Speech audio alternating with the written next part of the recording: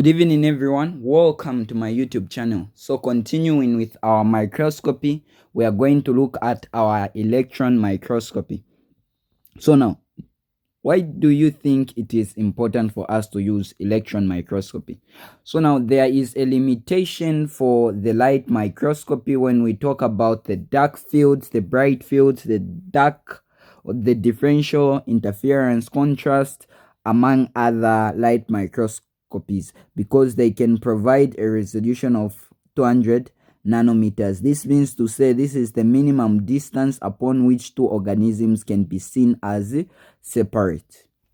Now, due to that factor, it makes it very difficult for us to study small organisms such as organelles. Organelles are simply the cell components, like let's say the nucleus, the other parts which we might talk about, the Golgi body. We might also talk about the smooth and the rough endoplasmic reticulum. So it becomes very difficult when you're using a light microscope, because a light microscope has got this resolution. So let's say if you have 2 points, the light microscope might be able to see it as just one thing. So that's why we now talk about the electron microscopy, which can have a resolution as low as 0.1. So let's imagine that the 200 nanometers is something that looks like an image is here and another image is here.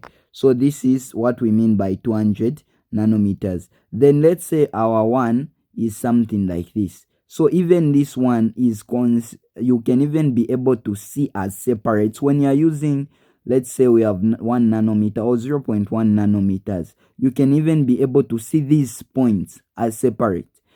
So it gives you that clarity of image or greater resolution. So therefore, you can use the electron microscopy. Though there is a drawback, which is that the electron microscopy, you cannot be able to see images that are alive.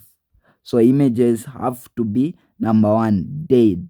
It's not necessarily that you have to kill them for you to use them in the electron microscopy. No, it's just the preparation that ends up killing them. Like for example, we know that electrons are easily stopped by substances such as even air. Air can be able to stop electrons. So therefore, electrons are stopped by air, so you need to deprive the system of air. So in the system, if this is the system, you put your specimen there should be no air, so it has to be prepared in a vacuum. So now, if we were to be asked how is the image formed, so to explain this, I can easily be able to use, let's say imagine this yellow thing is a wall. Now let's say on this wall we have a hand. Now let's say on this wall this is the hand of the person. Now we want to paint this wall. So what begins to happen is this. If we are painting, someone is holding there, this is what begins to happen. So we are painting at all points. This is us painting on the wall. We are painting on the wall like that. We are painting on the wall like that. So now one remarkable thing happens, which is the image is seen. Like for example, we have something like this, we have something like that, we have something like that. Now what begins to happen is, so we are painting, yeah. So we have painted the part. Now the hand is more like it's physical, so you cannot necessarily paint the hand, even if yes you might paint, but on the wall you cannot be able to paint the hand because of that. Now let's imagine now this person removes their hand. So if they remove their hand like that, this is what begins to happen. So as they remove their hand, the hand retains more like the structure like that. Even if someone removes the hand, but the structure of the hand still remains. So this is very crucial for us to understand, to say this is the same principle upon which the electron microscopy works. As long as the electrons pass through the image in that manner, a trace of that image will be shown on the, let's say, on the fluorescent screen. So this point is very crucial for us to understand the topic. So firstly, let's now talk about the types of microscopes that are there. So we have the Transmission Electron Microscopy. We also have the Scanning Electron Microscopy. So these are the microscopes that we have. Just as the names entail, we have the transmission meaning to say light is passing through it. Then we have the Scanning Electron Microscopy. It means to say it scans. So this one is able to give us the surface of structures. So the surface structures are given by the Scanning Electron Microscopy. So let's look at our Transmission Electron Microscopy. So we have part 1. Now electrons are found on a surface of a metal like that. So the electrons are just found on the surface of a metal. So now, since they are found on the surface of a metal, in order for these electrons to be released, they need to be heated at great temperatures. So now this is why the voltage is very, very, very, very important. So in a very high voltage of about 4,000 is applied, what begins to happen is that this metal thing becomes heated. So as it is heated, a beam of electrons is released. So this metal thingy is the cathode. So the cathode, when it is heated, it releases electrons. So now when the electrons are released, they have to pass through this, which we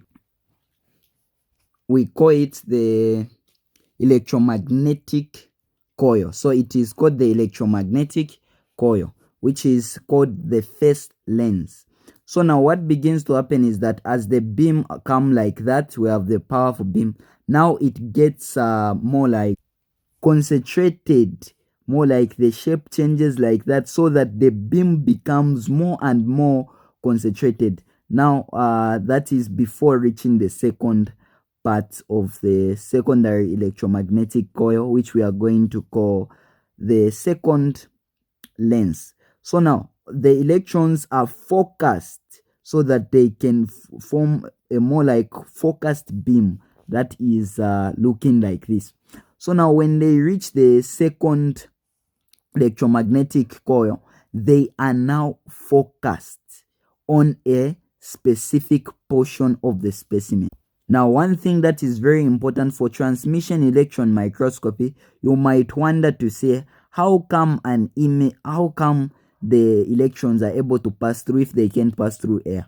So the specimen is sliced into very thin sheets, into very thin cells. So by making them into very thin, it makes it possible for the electrons to pass through. So we have the first one, concentrates the beam. For this one, it focuses on a specific portion of the specimen like that, so that when it passes through now, we have our last, which is our third lens, which we are calling the third electromagnetic coil.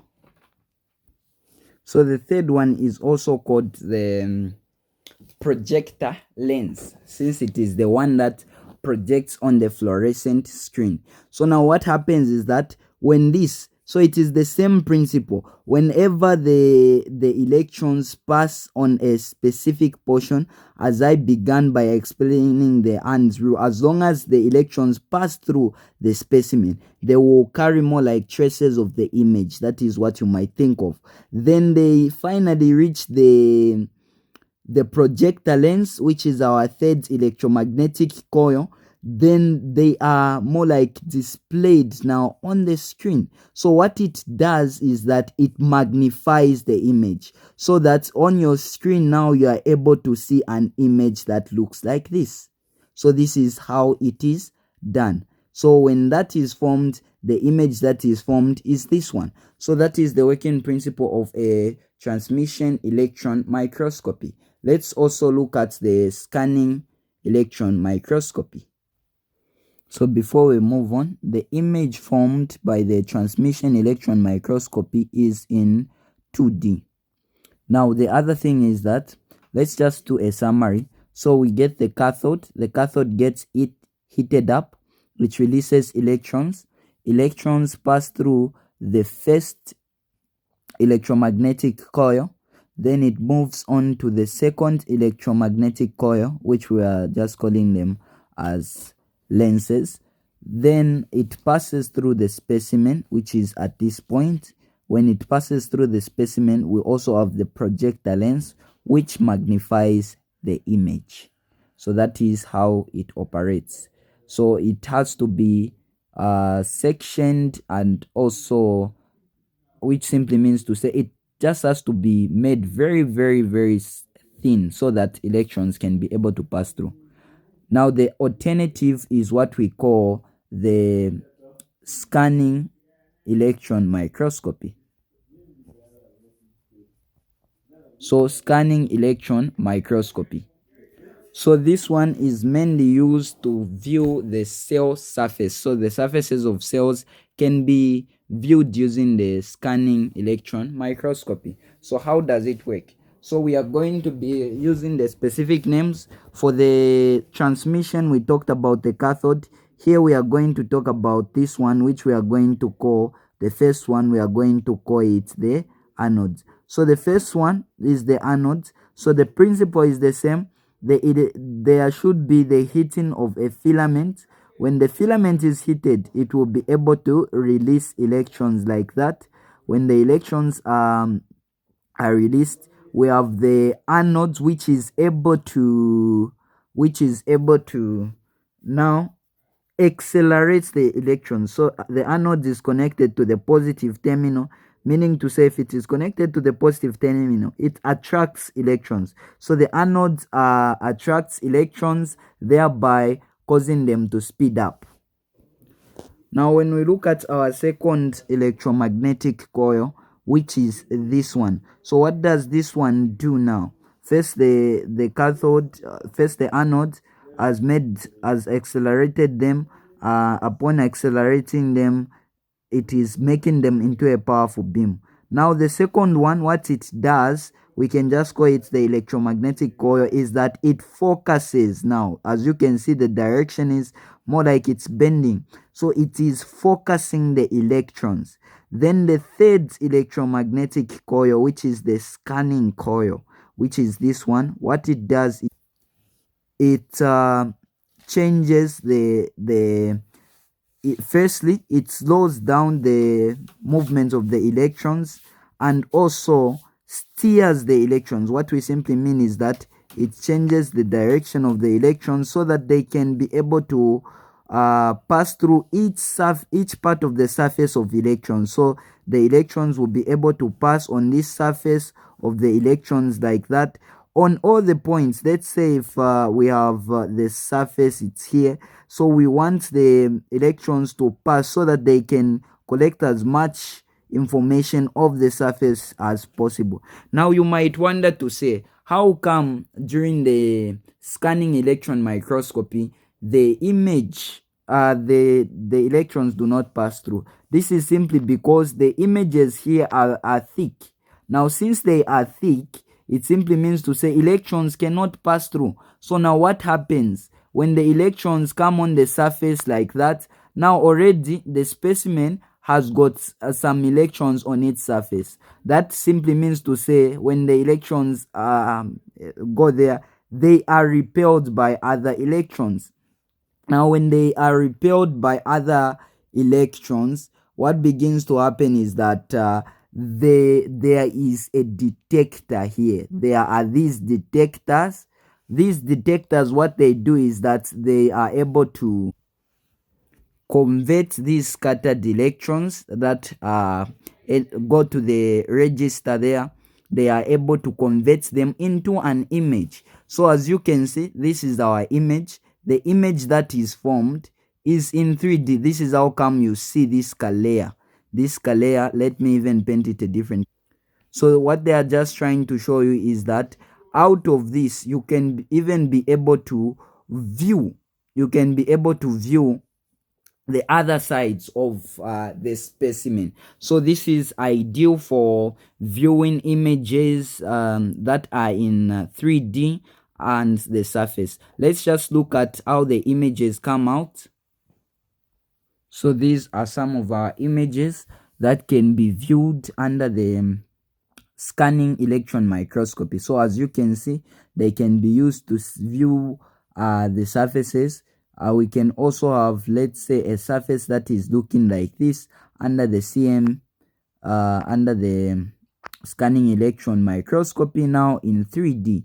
Now for your exam, they might use TEM, which is Transmission Electron Microscopy, or SEM, which is the Scanning Electron Microscopy. So let's just do a recap of the scanning. First thing, we have this.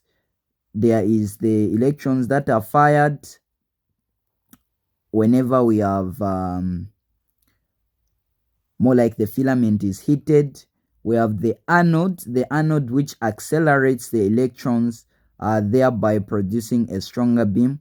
After a stronger beam is produced, our second electromagnetic coil begins to more like focus them. This is why the shape is changing from straight to something that is bending like this. So the second one focuses them. Then the third one, the the scanning coil begins. Firstly, it reduces the speed of the electrons. By reducing them, it is now able to steer. It is now able to steer them so that they touch each and every surface of the specimen. Then those electrons, since this specimen is very thick, it is able to electrons are not able to pass through. Therefore, the electrons bounce off. Other electrons are repelled by the electrons that are found on the specimen. So then the detector, whenever the electrons hit, those electrons are scattered, but as they hit that point, same with the principle of the hands that I explained, they are able to now give you the proper image which is reflected, which is in 3D. Thank you very much for watching. Hope you would like, subscribe, and share for more. Comment for other tutorials that you would want.